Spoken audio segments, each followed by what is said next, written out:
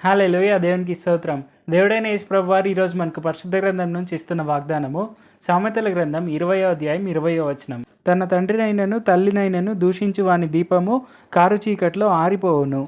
So ఈరోజు వాగ్దానం కనుక మనం చూసుకుంటే ఇక్కడ మనం క్లియర్గా చూసుకొనవచ్చు.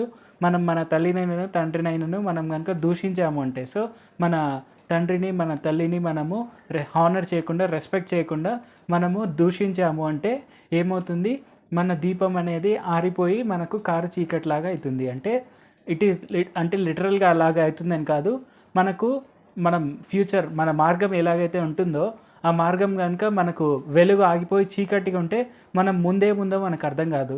సో అలాంటి టైంలో మనము ఆల్మోస్ట్ బ్లైండెడ్ అయిపోయినట్టుగా. సో మనము ఇదే వచనం మనము సామెతల గ్రంథంలోనే 30వ అధ్యాయంలో కనుక మనం చూస్తే కాకులు ఎత్తుకుపోతాయి, లోయ కాకులు ఎత్తుకుపోతాయి అన్నట్టు ఉంటుంది, తల్లిదండ్రులను మనము గౌరవించకుంటే. సో అప్పుడు ఏంటంటే మనము బ్లైండెడ్ అయిపోతాము అంటే మనకు ఫ్యూచర్ ఏం జరుగుతుందో మనకు అర్థం అవ్వకపోవచ్చు.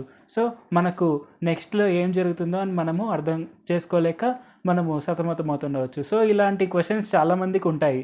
నా ఫ్యూచర్ ఎందుకు ఇలా ఉంది, నేను ముందుకు వెళ్ళలేకపోతున్నాను, నా ఫ్యూచర్ నాకు డార్క్గా కనిపిస్తుంది, నేను అసలు సక్సెస్ అనేది వస్తుందా, నాకు డబ్బులు అనేవి వస్తాయి, అప్పులు అనేవి పోతాయా అన్నట్టు అనుకునే వాళ్ళు ఉండవచ్చు. సో వీటిలలో ఒక రీజన్ మేబీ మీరు మీ తల్లిదండ్రులను అంత బాగా రెస్పెక్ట్ చేయట్లేదేమో, వాళ్ళకి ఇవ్వాల్సినంత రెస్పెక్ట్ మీరు ఇవ్వట్లేదేమో. ఒకసారి మీరు ఖచ్చితంగా చెక్ చేసుకోండి మీ లైఫ్లో. మీరు నిజంగా మీ తల్లిదండ్రులను వాళ్ళకి ఇవ్వాల్సిన రెస్పెక్ట్ ఇస్తున్నారా, లేదంటే డిస్రెస్పెక్ట్ చేస్తున్నారా, లేదంటే అసలు పట్టించుకోవట్లేదా ఏంటి అనేది ఒకసారి చెక్ చేసుకోండి.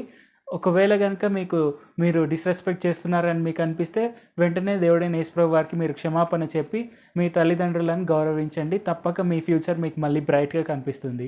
సో మనం చూసుకుంటే మనము ఇది ఎఫెసీల్లో కూడా చూడవచ్చు. ఎఫెసీలకు రాసిన పత్రిక 6వ అధ్యాయంలో మొదటి 2 వచనాల్లోనే ఉంటుంది.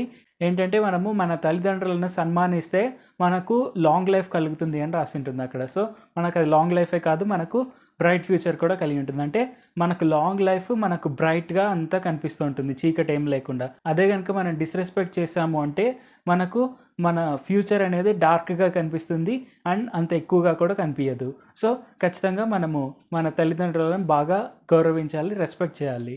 వాళ్ళకు ఇవ్వవలసిన రెస్పెక్ట్ ఖచ్చితంగా మనం ఇవ్వాలి. ప్రార్థించుకుందాం. పరిశుద్ధ జీవాధిపతి జీవంగల దేవ యేసయ్య, మేము తప్పక మా తల్లిదండ్రులను గౌరవించేందుకు సాయం చేయండి. యేసయ్య, మీరు తల్లిదండ్రుల ద్వారానే మమ్మల్ని ఈ భూలోకానికి పంపించారు. కాబట్టి మేము తప్పక మా తల్లిదండ్రులను మేము గౌరవించాలి, వారిని సన్మానించాలి అని మీరు మాకు తెలియపరిచినందుకు వందనాలు తండ్రి. మేము తప్పక వారికి ఇవ్వాల్సిన గౌరవాన్ని తప్పక మేము వారిని సన్మానిస్తూ ముందుకు సాగేందుకు సాయం చేయండి. తద్వారా మీరు ఇచ్చే గొప్ప దీర్ఘాయుష్ పొందుకుంటూ అలాగే బ్రైట్ ఫ్యూచర్ని మేము పొందుకుంటూ ముందుకు సాగేందుకు సాయం చేయండి. నజరేయుడైన యేసు నామములో ప్రార్థిస్తున్నాం తండ్రి. ఆమేన్. Thank you Jesus.